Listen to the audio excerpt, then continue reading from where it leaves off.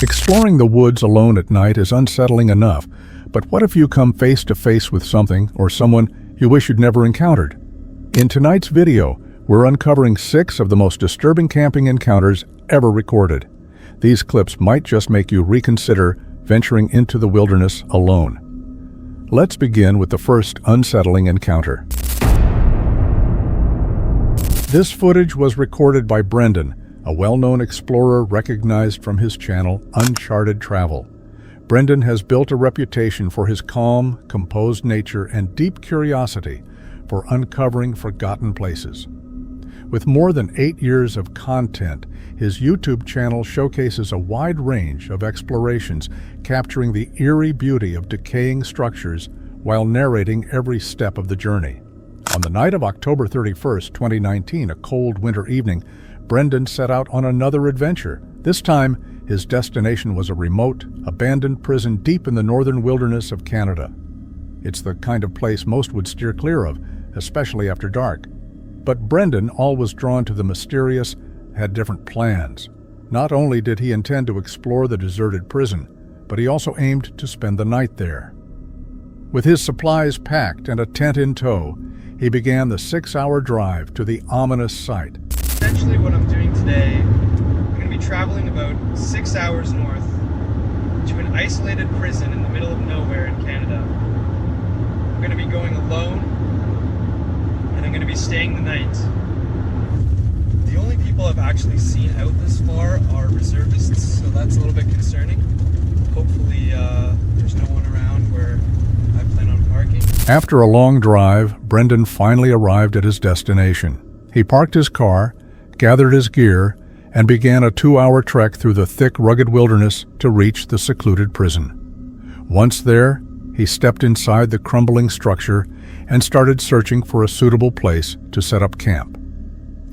As dusk settled over the forest, Brendan found a spot, pitched his tent, and lit a small campfire for warmth and light. But when he glanced at his phone, a wave of unease crept over him. No signal. That's when the reality of his isolation truly hit him. Surrounded by miles of uninhabited forest, he was completely cut off from the outside world. Trying to shake the discomfort, he prepared a simple meal before deciding to explore more of the prison. With only his flashlight to guide him, Brendan ventured into a part of the building he hadn't yet seen in daylight. The hallways were damp, decaying, and eerily silent, except for the occasional creak of the old structure. Shadows danced across the mold-covered walls as he walked slowly, each step heightening the tension in the air. A sense of dread began to grow, and although he hoped nothing unsettling would happen, the deeper he went, the more that hope started to fade. And that's when it happened.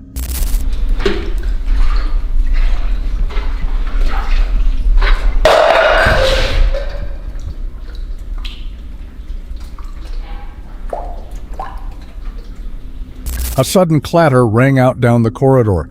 A tin can had toppled over, its metallic clang echoing through the deserted space. Startled, Brendan spun around, his pulse quickening. He carefully surveyed his surroundings, but found nothing out of place. Steeling himself against the rising fear, he continued forward. The unsettling sounds grew louder.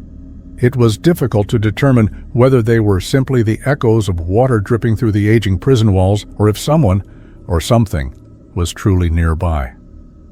Refusing to let fear take over, Brendan took a deep breath, gathered his composure, and continued on toward the boiler room, his intended destination. Upon arrival, he carefully surveyed the area, capturing footage for his audience. As he described the room's history and its chilling atmosphere, the sense of unease lingered. After finishing his documentation, Brendan decided it was time to conclude his exploration and make his way back to the campsite.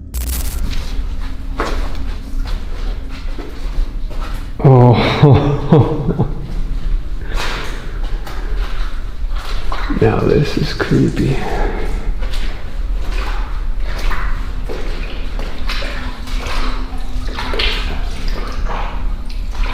Definitely gonna have to change socks tomorrow. As Brendan made his way back, carefully moving through the dim, haunting corridors, the uneasy stillness was abruptly disturbed once more. There's something at the end of the hallway that keeps making noise.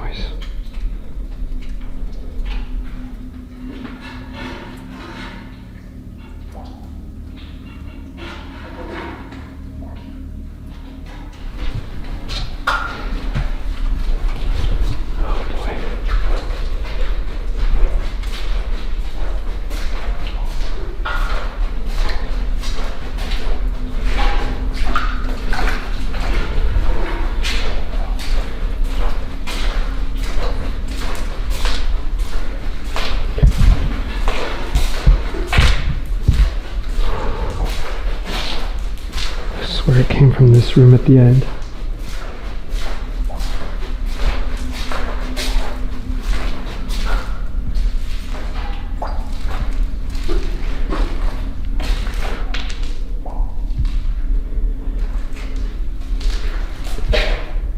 Maybe it's just my imagination. A loud dragging noise echoed from the farthest room at the end of the corridor, sending a shiver down Brendan's spine. It was a chilling reminder that he might not have been entirely alone. Gathering his resolve, he cautiously moved toward the source of the sound, determined to investigate. But just as he neared the room, the noise suddenly ceased. Was someone toying with him, or was there something more inexplicable unfolding? Whatever the cause, the encounter left Brendan deeply unsettled and prompted him to quickly make his way back to the relative safety of his tent. What a beautiful sight to behold. My crappy tent. I can't wait to just put on some dry socks and go to bed. It's been a long day. Brendan returned to his campsite, removed his damp shoes, and climbed into his tent, looking forward to a well-earned rest after a long day of exploration. However, he soon realized that sleep would not come easily. I keep hearing something outside. Sounds like it's in the corridor, one of the corridors. Maybe an animal, I don't know. Of course now it's... Did you hear that? I hope that mic picked that up. Okay, I get my shoes on. We're checking this out. No sooner had Brendan settled into his tent than the unsettling noises outside grew louder. His mind raced with possibilities. Was it a wild animal or something more sinister? Despite the growing tension, Brendan, true to his fearless nature, made the decision to step outside and investigate. That fox earlier, so maybe it was one of his buddies. It sounded literally just out in this hallway.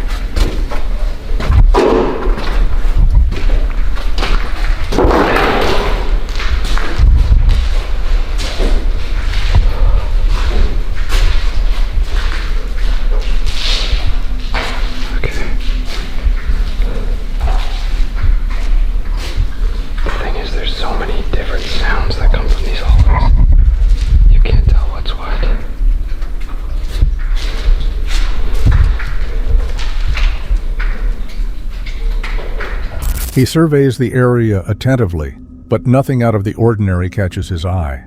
Assuring himself it's merely his imagination, Brendan returns to his tent, removes his damp shoes once more, and settles into his sleeping bag. In an effort to drown out the eerie noises and soothe his nerves, he slips on his headphones, hoping for a moment of calm. Alright guys, I'm finally gonna head to bed. It's about 1:30 in the morning, and it's gotten down to about 0 degrees, so it's rather chilly. But luckily this sleeping bag is actually pretty good, so I'm fairly warm, and hopefully I'll see you in the morning. Brendan signs off from his viewers, packs away his camera, and tries to fall asleep with his earphones in. But just as he begins to unwind, a sharp, startling sound cuts through the night, snapping him back to full alertness. And this place makes so much noise, like when you can't discern raindrops from wind, from animals, from scratches, from whatever. It messes with your mind, man. It's so hard to sleep here. But I'm gonna try. It's really late and I'm really tired. Sleep escapes him as the unsettling sounds grow increasingly difficult to ignore. The thought of being miles from civilization only adds to his unease. For more than 30 minutes, Brendan listens carefully, unable to pinpoint the source or nature of the noises.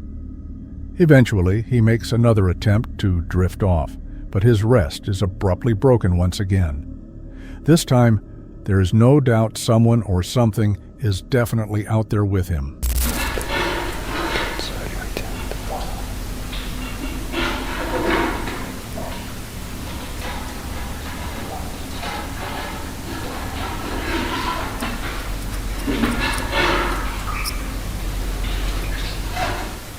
Holy, there's a coyote outside.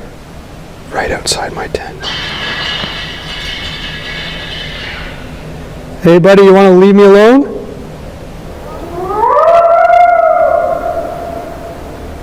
It's gonna be a long night. I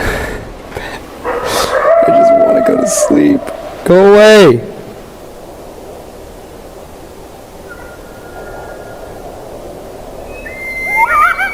Go away!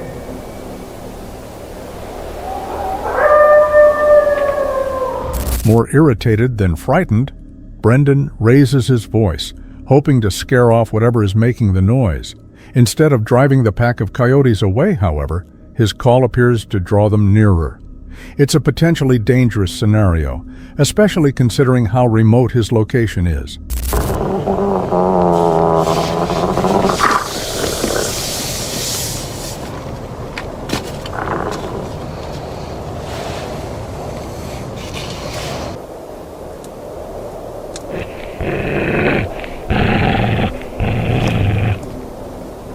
There's something growling at me.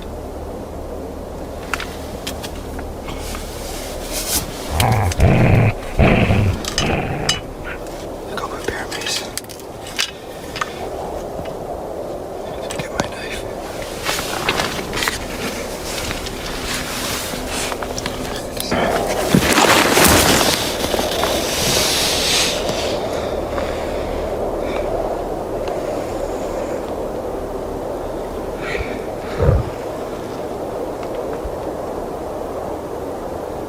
I'm guessing it's on the lower level, on the second floor, beneath me. Oh my god. There's a pack of coyotes out in the woods over there.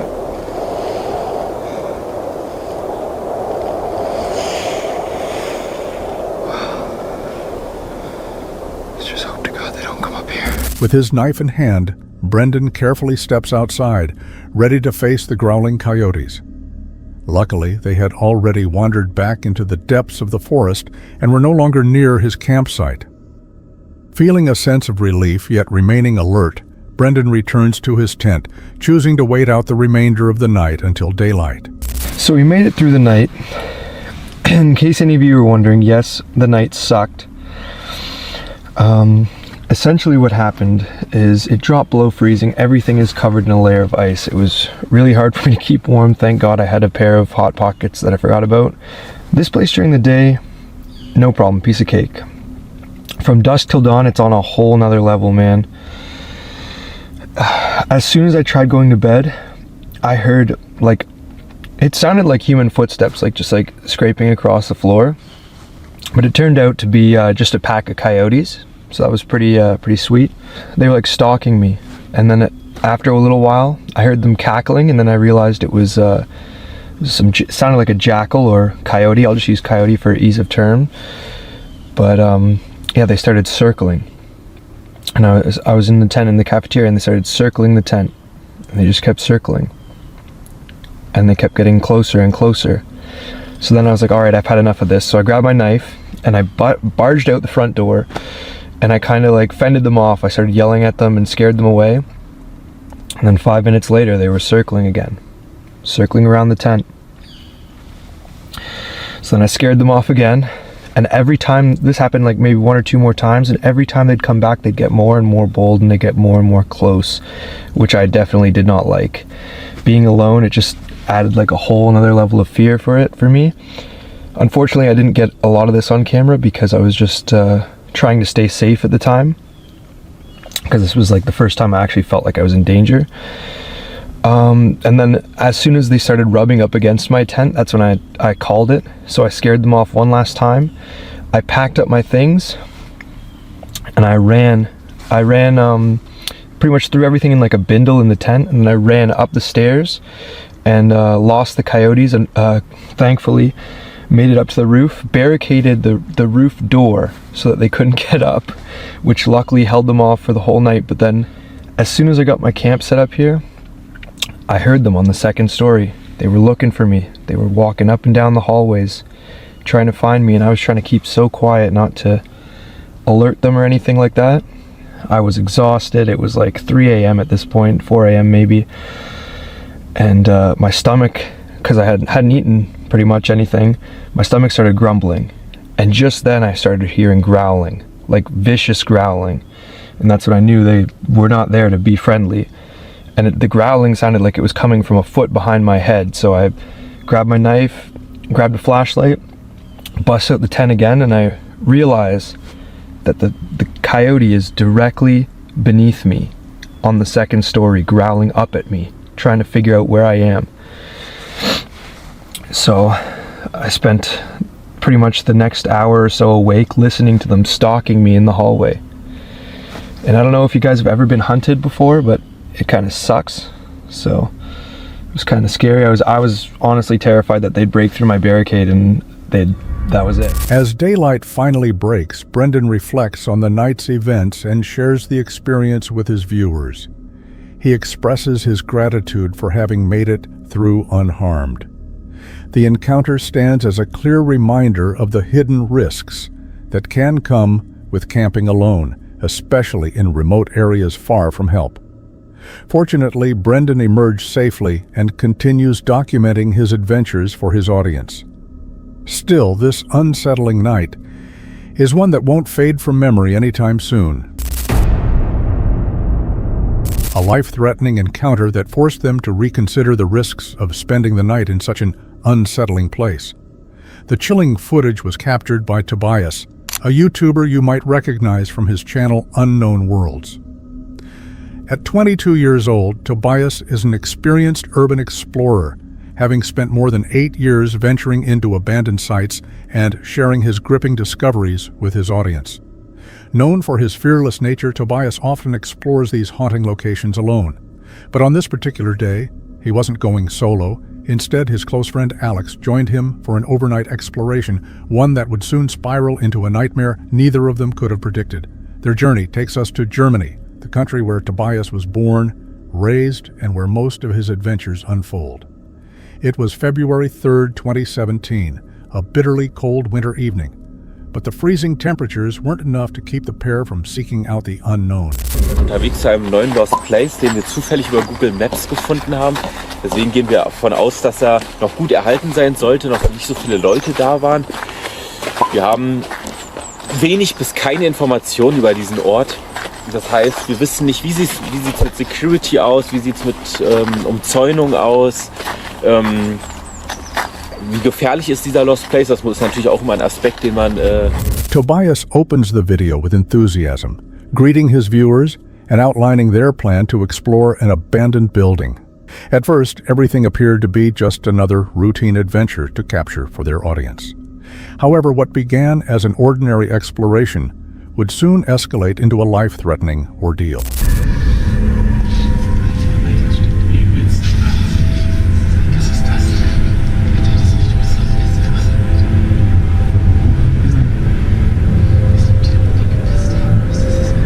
As Tobias and Alex stepped inside the building, a foul odor quickly filled the air.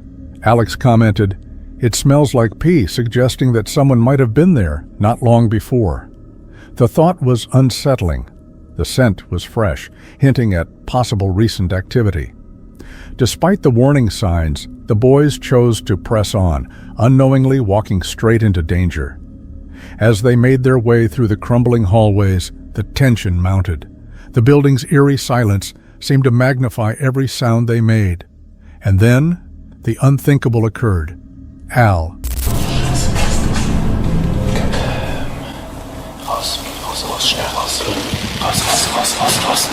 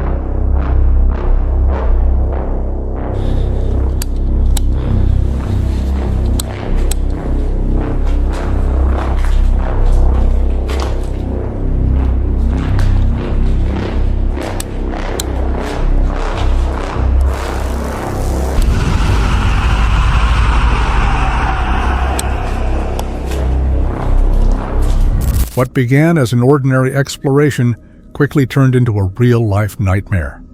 A homeless man armed with a knife suddenly emerged and lunged at the boys. In a horrifying twist, the man seized Tobias and began dragging him away. Paralyzed with shock, Alex instinctively turned and ran as fast as he could.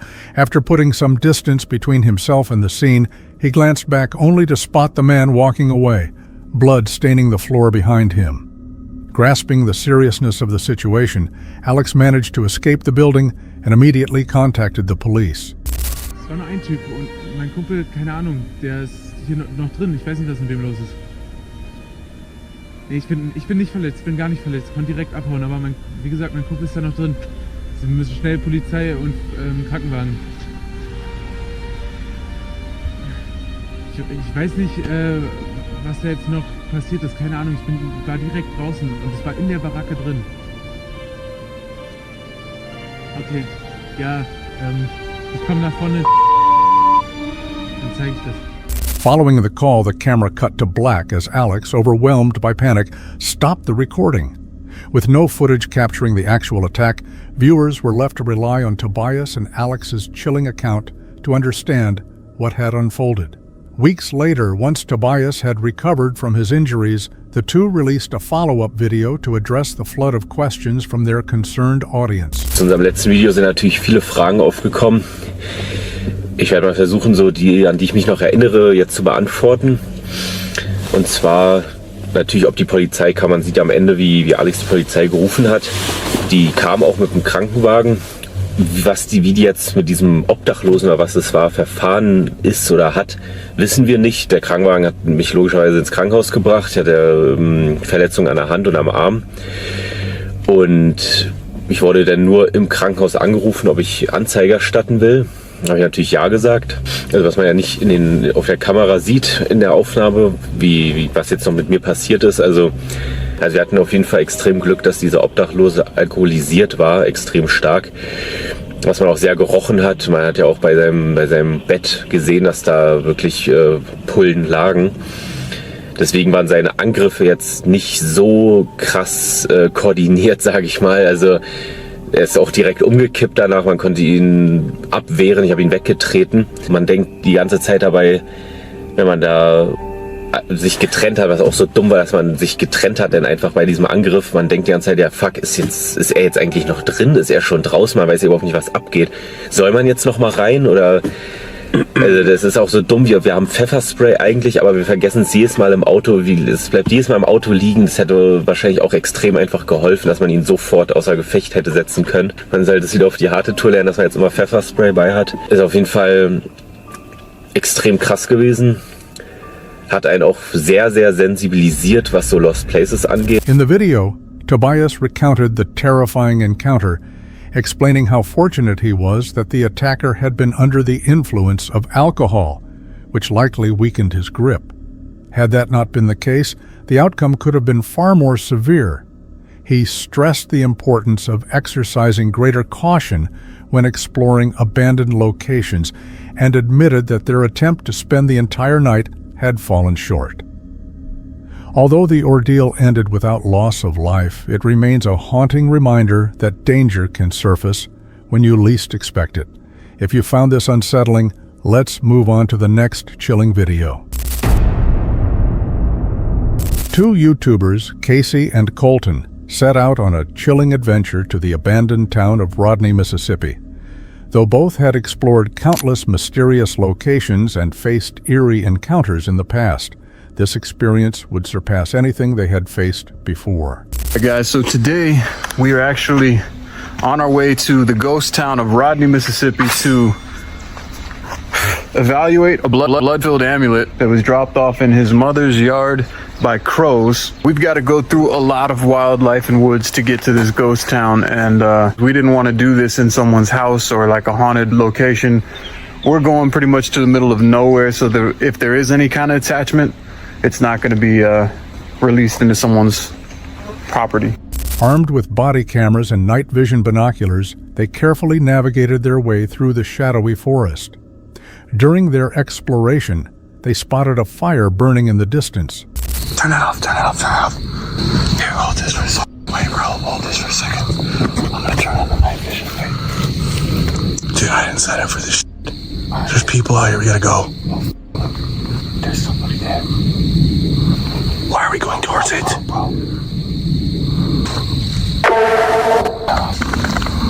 Oh my god. Dude, it's going.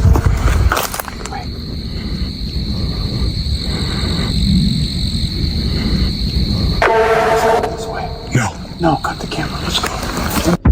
One of them raised the binoculars and caught sight of something truly chilling. A man gripping an axe, pausing his actions, turning, and locking eyes directly on them. The tension escalated and their anxiety quickly shifted to sheer terror as they stopped recording. Living out in these woods? Dude, I don't even want to move another step right now until I know where the f those guys are. I got a street light down here. Guys, this is a fucking abandoned ghost town. What's up, what's up? You hear that? What was that? Yeah, I heard that. Yeah. They suspected the man was trailing them, as the sound of snapping sticks and breaking branches echoed with every step they took. Moving swiftly toward the abandoned town, they were fully aware they weren't alone. Their focus remained on one mission: to reach an old church and investigate whether anything was connected to the blood-filled pot. Never in my life did I think I would be in here. This is the real deal, bro. This is the real deal. These are the altars, man. No way. Be hella careful. Oh, yeah. Definitely. Let me look at that thing.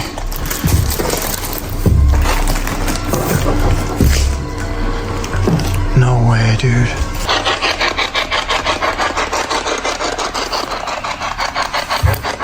Oh, I'm already getting Heard something. The whispers. Help.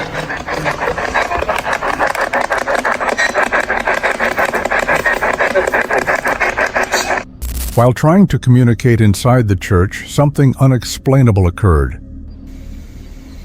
Dude, I swear to God, that sounded like an animal roar. Give us a message.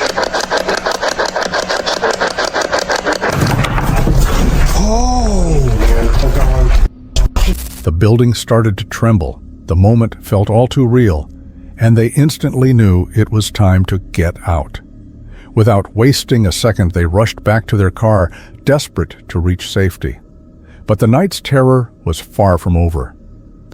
As they drove along the dirt road, their path was suddenly blocked by a fallen tree, forcing one of them to step out and clear the way. On his walk back to the car, something unusual caught his attention in the distance. Grabbing their binoculars, they focused in, and this is what they saw.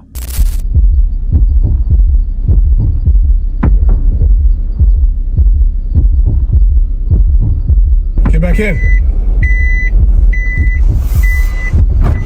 Bro, I think there's someone back there. No, don't say that. Lock the door. Lock the door. How far away? Someone back. How far away? Oh, he's running, bro. A man suddenly began running toward their car. Without a second thought, they slammed on the gas and sped away from the terrifying scene. The experience left them questioning everything. Were they being hunted? And had they unknowingly disturbed something sinister inside the church? Kevin and Jamie are adventurers who seek out mysterious locations to uncover the unknown. In this video, they were using Randonautica, an app that allows users to set an intention and then provides random coordinates to explore. But what started as a curious outing was about to turn into a truly terrifying experience. We picked an intent from Carl Thornley. Yeah. Hide and seek. So we are going to...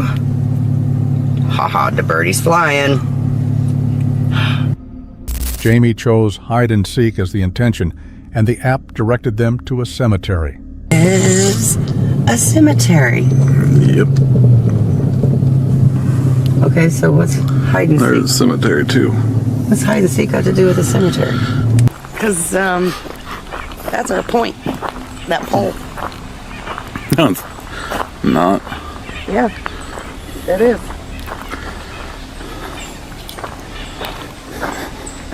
There's binoculars. Yeah, they just vibrated. They vibrated. Yeah, they vibrated. Like, I'm not lying. While exploring the area, they came across a pair of binoculars.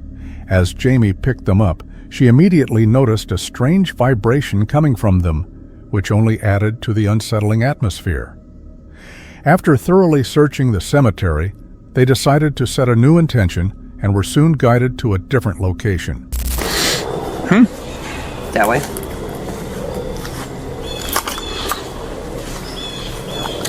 What's that house? The hideaway.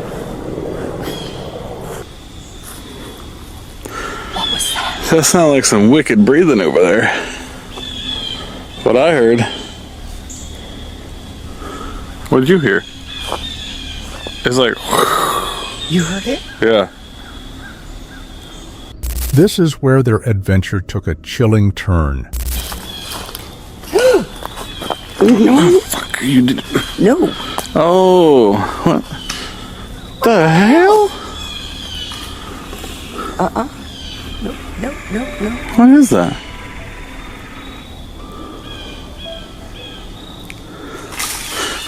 Nope.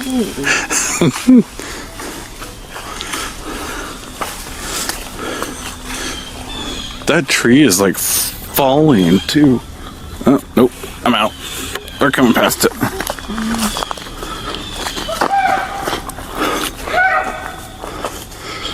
A woman dressed in a creepy outfit and a doll mask began following them, carrying a large stick. She shouted words that didn't make sense as she approached. Kevin and Jamie ended their Randonautica mission and left, fearing for their safety. Was it a setup? Or did they encounter someone with darker intentions? Here we are once again with another chilling video from Brendan, the well-known YouTuber behind the channel Uncharted Travel. As you saw in the previous video, Brendan is not someone who frightens easily or shies away from a challenge. He thrives on adventure, often venturing alone into some of the world's most remote locations, frequently under the cover of night. While most would think twice before attempting such journeys, for Brendan, it's all part of the thrill. The date is October 28th, 2022, a crisp yet sunny autumn day. Brendan sets off feeling fresh and eager, leaving his hotel to explore a highly requested destination. His target? An abandoned mine, hidden deep within the mountains of British Columbia. We are headed to film probably one of the most requested videos on my channel, which is Alone, Episode 5. The location that we're going to film is an old abandoned mine, somewhere in southern BC. It's exchanged hands and it has quite a rich history, but it is so far out of the way that I had to take a plane, I had to rent a car, and now I am preparing to do some off-roading, and then hike to this location, to which I will hopefully be able to stay the night and complete this new episode of Alone. Brendan checks in with his viewers, outlining his plan and the challenge he's set for himself to spend the night inside this eerie and remote mine. If you listened carefully, you might have caught him mention that the mine carries a rich and unsettling history. And as we know, locations steeped in history often come with their share of strange and mysterious occurrences, something Brendan is about to experience firsthand. He drove for nearly an hour along rugged, unpaved roads, and the deeper he ventured, the more treacherous the path became. Fallen debris from rock slides, deep potholes, and thick overgrowth made the drive almost impossible. With no phone service this far from civilization, Brendan knew he had to remain on high alert. Oh, that was a bad one. Oh my god. Looks like we're pulling up on the parking spot here. Alright, that's it. It's all on foot from here now. An exhausting 2-hour hike beneath the scorching sun. We begin our hike almost with a straight vertical climb. I'm hoping this is A, the right way, and B, not the whole way up like this. Brendan had unintentionally taken a few wrong turns along the way, but after 2.5 hours of navigating the rugged trail, he finally reached the old, abandoned mines. Since the hike had taken longer than expected, dusk had already begun to settle in, prompting Brendan to explore the area quickly. Moving through the crumbling wooden structures, he offered his viewers a look at the haunting surroundings before setting out to find a suitable spot to camp for the night. So you can see now the sun's starting to set behind me here. It's a very beautiful cotton candy color. And a new little toy that I bought for the Alone series that I think will come in handy at least and relieve some of the paranoia while I'm sleeping is I bought these little motion sensors. So this is just like your standard convenience store motion sensor. I think it said it did infrared as well as motion. I'm not 100% sure. I will be keeping this receiver in my tent here and moving this sensor to outside.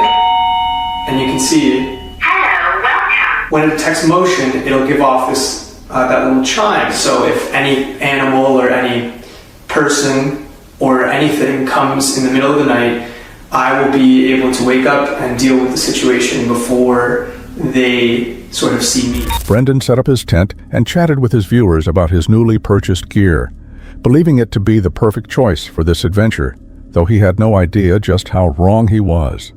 The area carried a dark history. Many lives had been lost here, and rumors of hauntings were well known, only adding to the growing tension. The site was off limits, and being there was considered trespassing. Ironically, the gear meant to make the night more manageable might actually make things worse. But Brendan didn't see it that way. Focused on settling in, he started preparing his meal until he stumbled upon a disturbing discovery. So I was unaware of this until now, but apparently I lost one of my water bottles on the hike up, and that was my cooking / auxiliary water. For that reason, I was rationing to the account of 2 water bottles, and now all I have left for the night cooking along with the hike home is water, and I don't know if you can see it, but it's up to here. So our water situation is pretty dire, and I'm starting to feel the side effects of dehydration. I'm going to have to, unfortunately, I guess, scrap dinner and just pray for breakfast, that I'll have enough water left over for breakfast in the morning, and I don't think I'm going to have any for the hike home. It's supposed to drop down to about 9 tonight, but I have a winterized sleeping system, which I'm kind of regretting now because I don't want to be sweating, because I don't want to be losing water that I need. So yeah, this is going to be one fun night. This was far from an ideal situation for Brendan. Knowing he was miles from the nearest sign of civilization and now facing the night without dinner, breakfast, or water for the long hike back, and things were starting to look bleak. Hoping to conserve his energy and lessen his need for water, he decided to call it an early night. Climbing into his tent, he signed off with his viewers and settled in, hoping for a well-earned rest after the exhausting trek. But of course, the night had very different plans for him. Good night, everyone. Brendan gathered his courage as he stepped into the decaying, shadow-filled hallways, sweeping the darkness with his camera light in search of the source behind the strange noises. As he moved cautiously through the crumbling corridors, the only sounds breaking the silence were the creaking of the old wooden floors beneath his feet and his own heavy breathing, revealing the fear steadily building inside him. Trying to steady his nerves, he reasoned it was likely just an animal or something equally harmless. But deep down, he couldn't shake the feeling that something wasn't right. Something. It's like skidding down the stairs.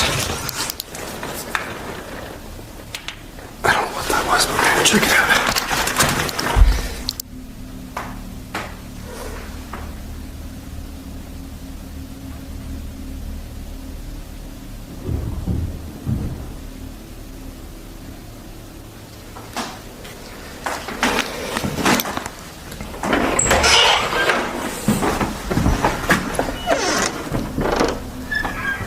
Whatever it was, it came from downstairs.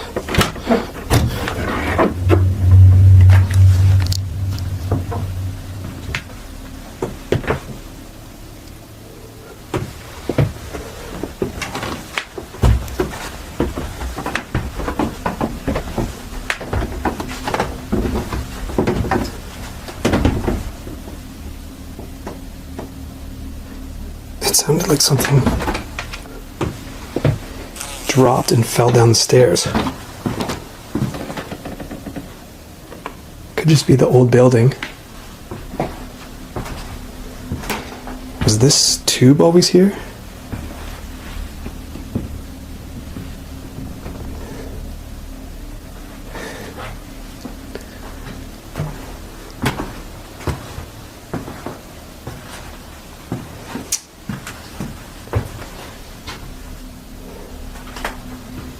Of course, now that I go to investigate, I don't hear anything.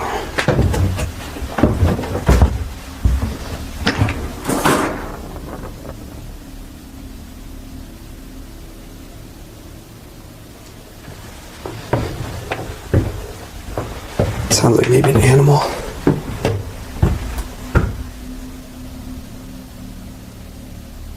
I can't say for certain, though. Brendan gathered his courage as he stepped into the decaying, shadow-filled hallways, sweeping the darkness with his camera light in search of the source behind the strange noises.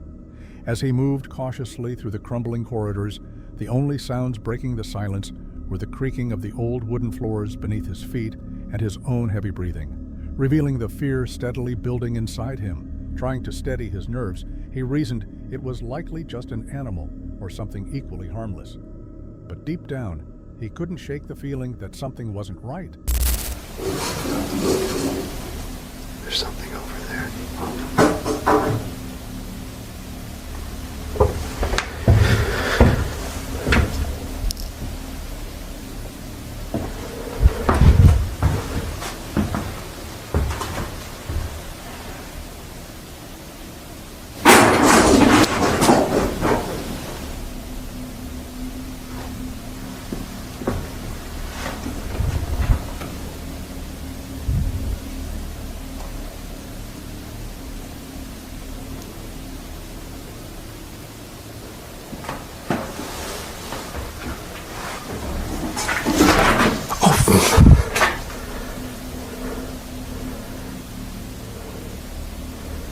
Okay, that was a rat.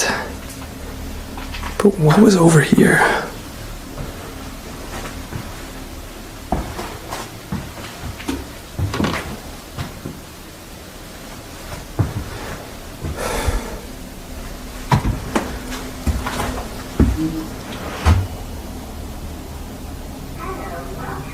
Suddenly, the detection monitor sounded again, confirming he wasn't alone.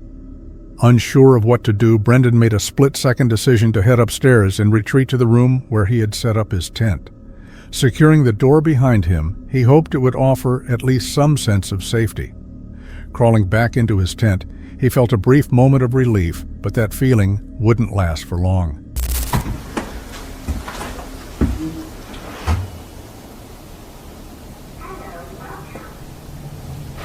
I've had enough noises. I've had enough spooks, scares. now that I've investigated the basement, I don't know, it doesn't seem there's anything. It might just be the building. Who knows? I passed my motion sensor on the way in. It went off, so I'm happy to know that it works. And yeah, hopefully now I can get some sleep. It's been like on and off. I've been getting like little segments here and there of rest, but hopefully now I can actually just close my eyes and fall asleep, you know? Rest up for the long hike home tomorrow. Hello, welcome.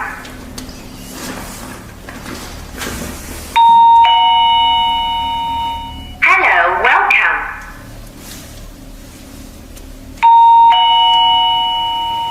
Hello, welcome. Okay.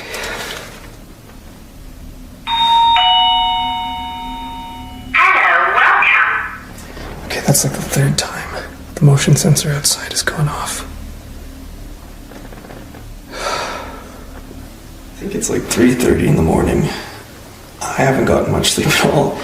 I've been listening to this. I just have podcasts in my ear just to kind of like drone out some of the noise, but it just makes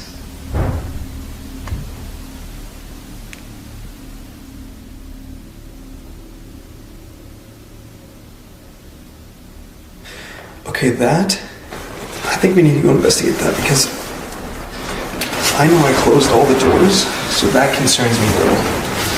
Hearing a slam like that. I don't know if my camera picked it up. The noises grew louder and more frequent. First the sensor, and now the sound of doors slamming shut. It had become clear that someone or something was out there. Brendan knew he had no choice but to check for himself. So, once again, he prepared to venture out. Taking a few deep breaths, he tried to steady his racing heart, which pounded relentlessly in his chest.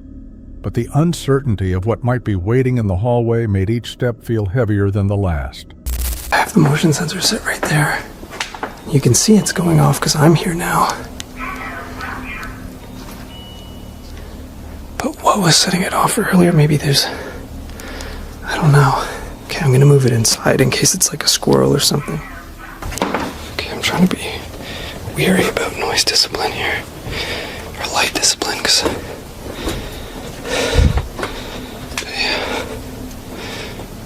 It's not windy. And all of these doors are closed. Well, except for this one, but this one's not budging. As you can see, it's like stuck there. It'd take a lot to move these ones. But it sounded like it was one of these doors.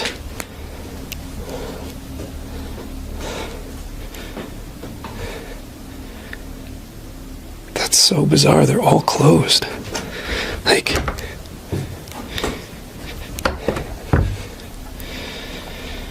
this night just keeps getting weirder and weirder. To his surprise, every door in the hallway stood firmly shut, despite the fact he was certain he had just heard them slamming moments earlier. The chilling thought that something or someone might be watching him inside this crumbling, abandoned building sent a cold shiver down his spine. With no cell service and no way to call for help, Brendan understood just how quickly the situation could turn life-threatening. Hoping to regain a sense of safety, he turned to head back to his room, lock the door, and retreat into his tent. But before he could take another step, more unsettling noises and a faint glow of light outside drew his attention.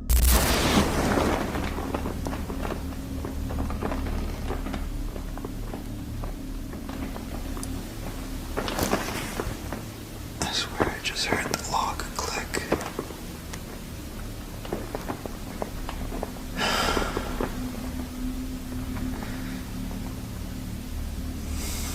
I don't want to have any lights. I'm going to get my camera. Check it out. I don't think there's anyone out there. It looked like there was light shining on the balcony, but I think it's just the moonlight.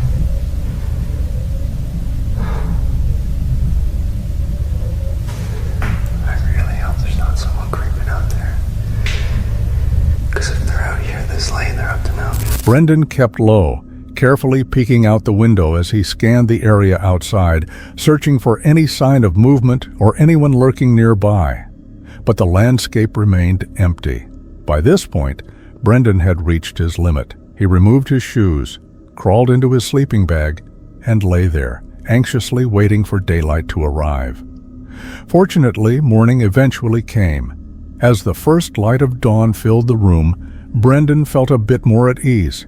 In the daylight, the surroundings seemed less threatening, and the once eerie sounds now felt easier to ignore. Still, the exhaustion from a sleepless night was beginning to weigh heavily on him. Wanting to regain some strength for the long hike back to his car, he decided to prepare breakfast and check in with his viewers. That was the last of my water supply, so I hope I can manage the hike back.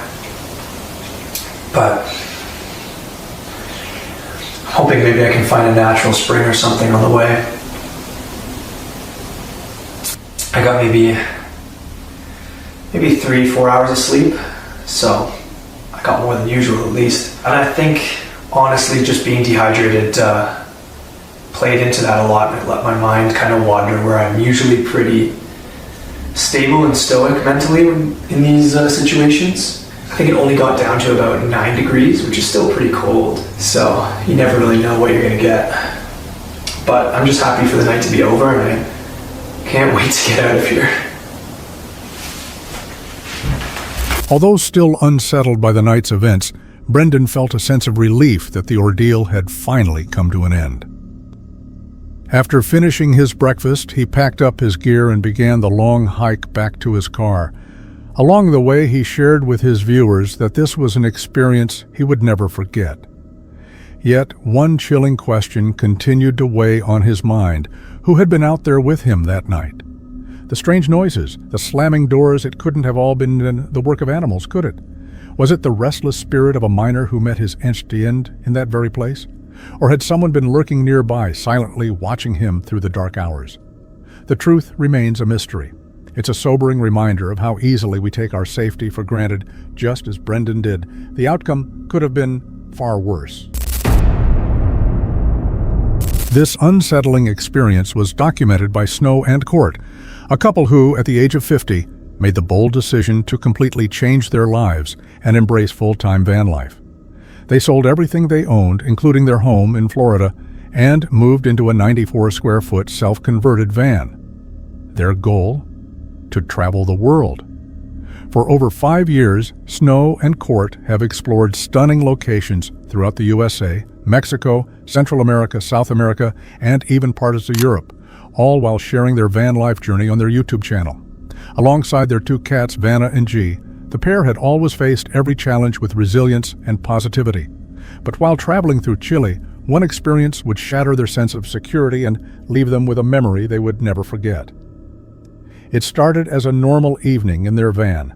Snow and Court had parked in what appeared to be a safe and quiet spot, surrounded by the peaceful stillness of the Chilean countryside. As night fell and the stars lit up the sky, everything seemed calm, until it wasn't.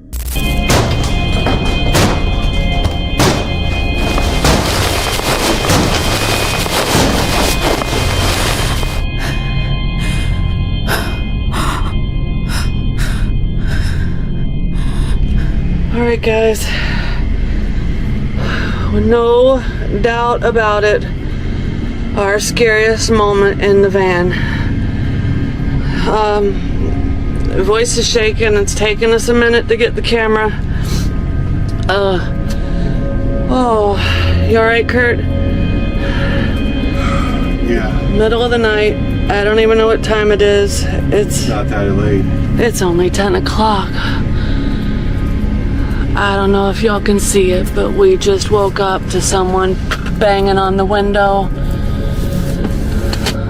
Our 3M security film worked, but our window is shattered. We need to duct tape this. We'll be back in a minute. Definitely our scariest moment in the van. They were abruptly awakened by a loud, jarring noise. Someone was pounding on the van's door with force and urgency. Their hearts pounded as the terrifying reality set in. This wasn't a random disturbance. Someone was actively trying to break in. Oh, I almost got in. Oh, I'm shaking. Me too. Oh, our poor kitty cats that scared the daylights out of them. Oh, wow. That was scary.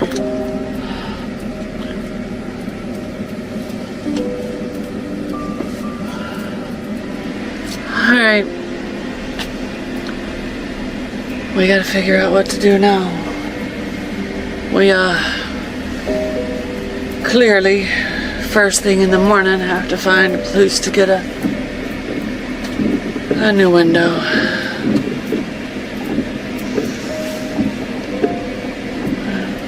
I don't think there'll be any sleeping tonight, so I don't even really think we need to move. We're in a very lit up area, right by a very nice mall. Cars around us. There's cars all around us. There's cars driving by. It's not even 10 o'clock at night. They were just trying to smash in and steal what's Grab. in the van. Yeah. Just smash and grab. Well, I could tell you I've never saw Kurt move that fast. Well, I got hung in the bed, and Blanket. then I just screamed out loud. He was and yelling so loud, and I looked out the window. My feet were caught in the bed, and I just fell all the way down to the floor. Alright guys, we're feeling a little vulnerable. At least I am. We'll see y'all later. We're okay. Shaken and completely caught off guard, Snow and Court froze. In all their 5 years of van life, they had never encountered anything like this. But now, in the early hours of the night, miles away from home, they were facing the very scenario they had always feared. Guys, just to let you know, we felt incredibly safe parked where we're at. I mean, it's 10 minutes later and a whole family with little kids and stuff just walked by. You never know where this will happen, I guess, but we were not parked in an area that felt sketchy. I'll say, but Yeah, it's a big city. It's a smash and grab. They were trying to smash in and break what we had, or steal what we had, and that's all. It could happen anywhere in the world. It just happened to us. right here. Here. We're gonna go drive and try to find a paid parking lot that we can maybe get into. Knowing they couldn't remain where they were, they acted swiftly.